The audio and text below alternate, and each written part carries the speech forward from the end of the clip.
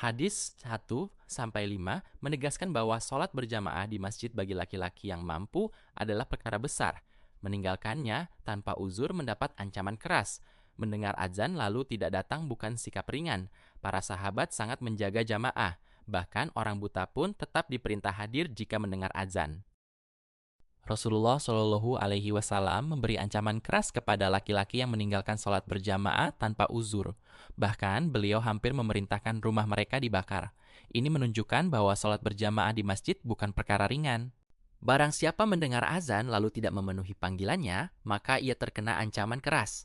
Hadis ini mengajarkan bahwa panggilan azan adalah panggilan menuju ketaatan, bukan sekadar suara yang didengar lalu diabaikan. Abdullah bin Mas'ud radhiyallahu anhu menjelaskan bahwa pada masa sahabat, tidak ada yang tertinggal dari sholat berjamaah kecuali orang munafik yang jelas. Bahkan orang sakit pun dipapah agar tetap berdiri di syaf. Sholat wajib di rumah tanpa uzur dan meninggalkan masjid bukan perkara kecil.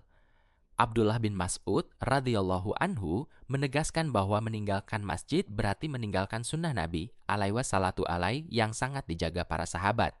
Ibnu Ummu Maktum radhiyallahu anhu adalah seorang buta. Namun ketika ia masih mendengar azan, Nabi Shallallahu alaihi wasallam tidak memberi keringanan untuk meninggalkan jamaah. Ini menunjukkan kuatnya perintah sholat berjamaah di masjid.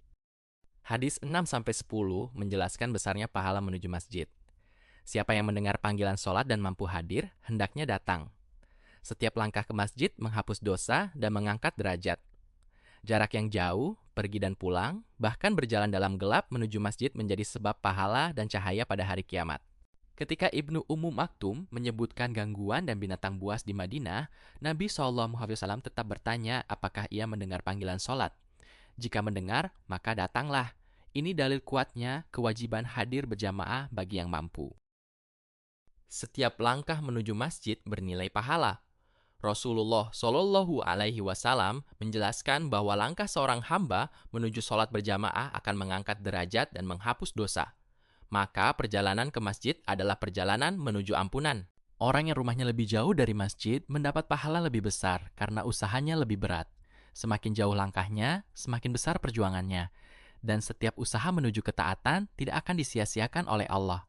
Seorang sahabat tetap menjaga jamaah meski rumahnya jauh. Ia berharap perjalanan pergi dan pulangnya dari masjid dicatat sebagai pahala. Rasulullah Shallallahu Alaihi Wasallam membenarkan niat itu, maka niat yang benar menjadikan langkah biasa bernilai ibadah. Rasulullah Shallallahu Alaihi Wasallam memberi kabar gembira bagi orang yang berjalan dalam gelap menuju masjid. Mereka akan mendapat cahaya sempurna pada hari kiamat. Ini keutamaan besar bagi yang menjaga sholat subuh dan isya berjamaah. Allahu a'lam bishawab.